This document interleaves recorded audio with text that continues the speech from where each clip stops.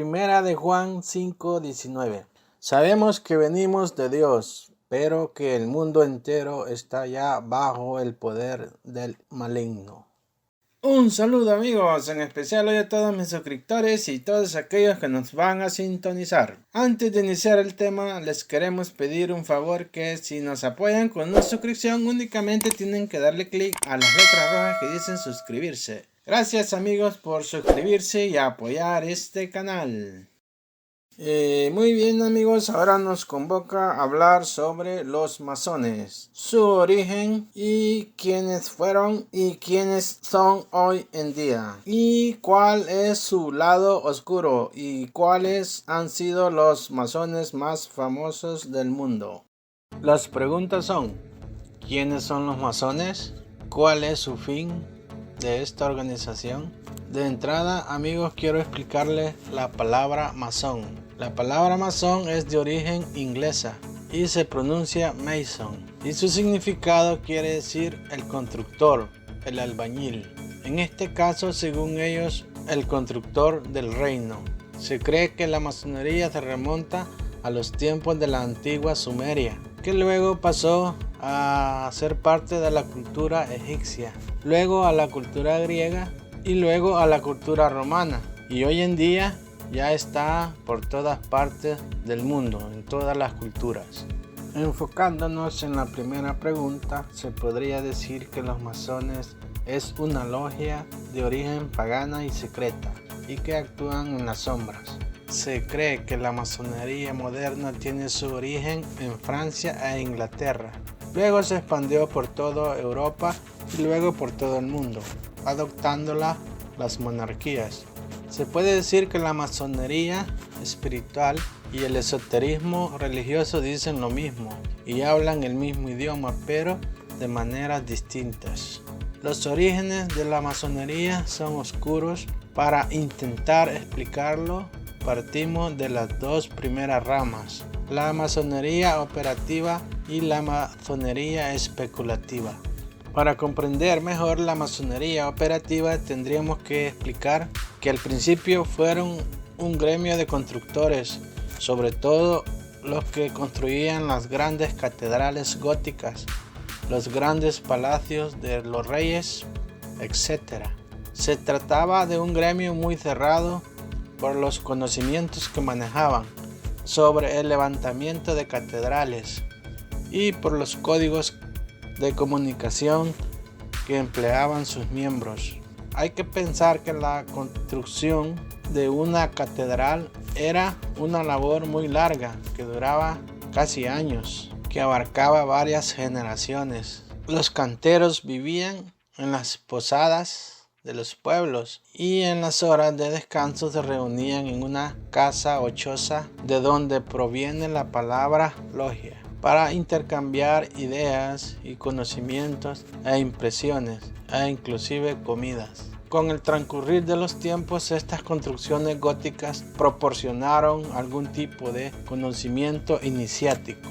Para entonces, el gremio de masones había perdido su monopolio y el cambio social significaba que el hijo de un albañil no iba necesariamente a seguir en la carrera de su padre. Todo esto hizo que el antiguo gremio de masones fuera irrelevante, pero en ese momento empezaron a aceptar miembros que no eran comerciantes, sino caballeros, hombres instruidos e ricos que nunca habían trabajado en la construcción. Un grupo así que se mantiene tanto tiempo juntos termina derivando hacia las inquietudes del ser humano. Se cree que estas logias también son las mismas de las antiguas culturas como las de Sumeria, Egipto, Grecia, romanos y la de hoy en día. Como dijimos antes, tuvo sus inicios en las culturas antiguas. Dato curioso: el rey Salomón al final se hizo masón. Por eso Dios lo castigó, porque Dios prohíbe todas estas prácticas oscuras y paganas. Se cree que la masonería moderna comprende los periodos entre 50 a 1350 en las famosas cruzadas. Al fervor de estas cruzadas se construyeron alrededor de 1000 edificaciones en Francia, entre las cuales destacan 90 catedrales, 50 castillos y grandes construcciones góticas. Ahora vamos a hablar un poquito de la masonería especulativa. La masonería especulativa se ha denominado a la que ya no tiene como objetivo la construcción de templos materiales, sino más bien a la construcción de templos ideales o espirituales, es decir, al perfeccionamiento individual de la humanidad, para lo cual ya no son necesarios los miembros para construir grandes templos materiales, sino exclusivamente miembros especializados en el arte, la música, el teatro, la pintura y la religión, etc.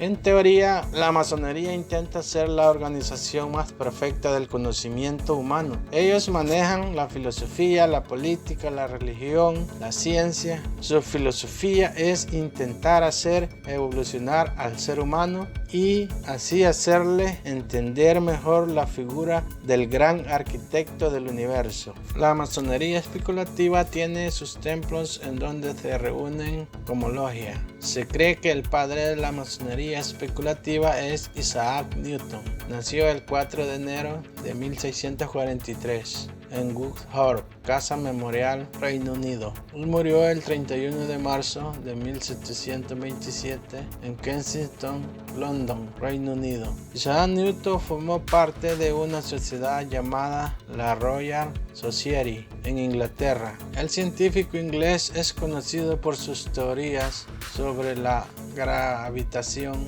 sobre la gravedad y porque dirigía como científico la Casa de la Moneda de Inglaterra. Además, era un gran alquimista. Pues bien, Newton, a través de otros miembros de la Royal Society, pensó en asumir la organización de varias logias y que se remontaban a los canteros. 4 de estas logias se reunieron el día de San Juan en 1717 y se formó la Gran Logia de Inglaterra. El Papa Clemente XII prohibió la masonería en toda Europa, excomulgando a todo miembro que formara parte de dichas logias. Por tal situación, la masonería se expandió por toda Europa. Luego, con las migraciones a América, la trajeron consigo.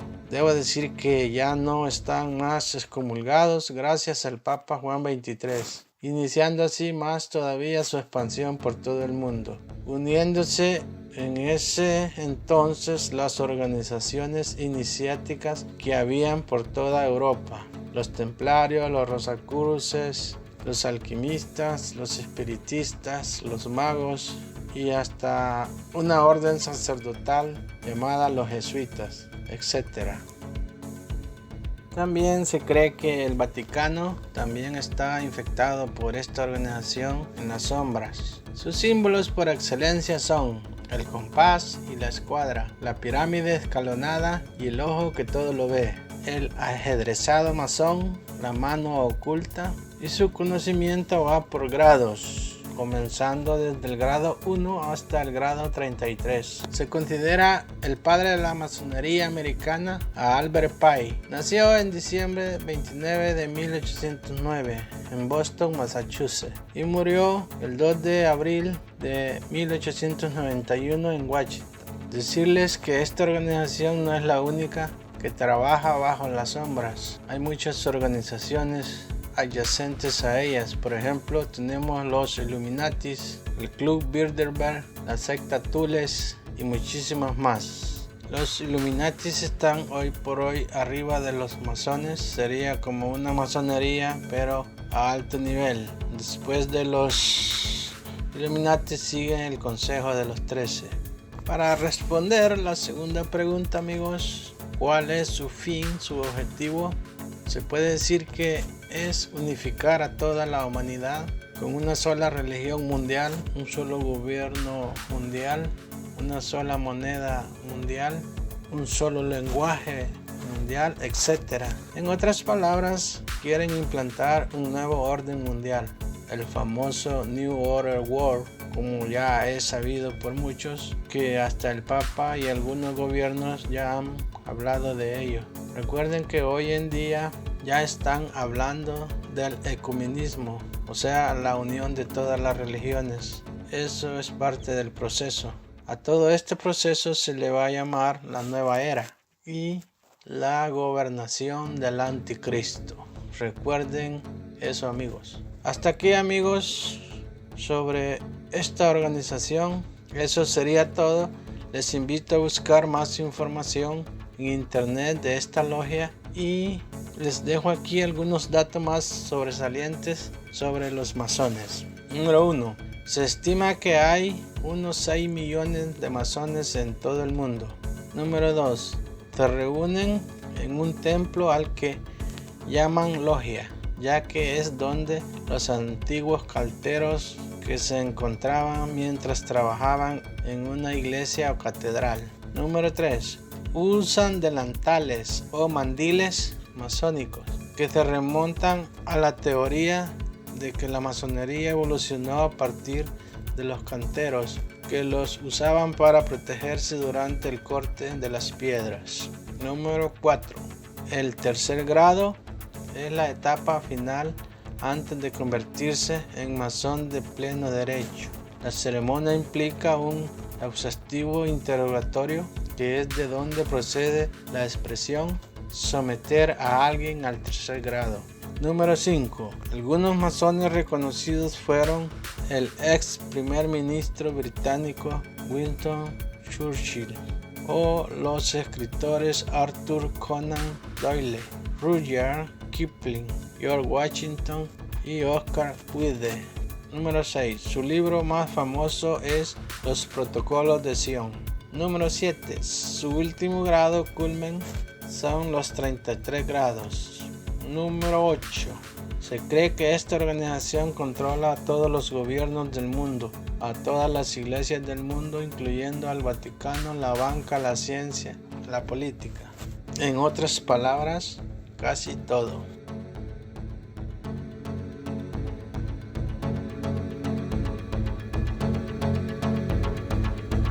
Hasta aquí, amigos, con el video. Y si me quieren motivar para seguirles trabajando, lo único que tienen que hacer es regalarme un like y apoyarnos con una suscripción. Eso nos motivará a seguir adelante.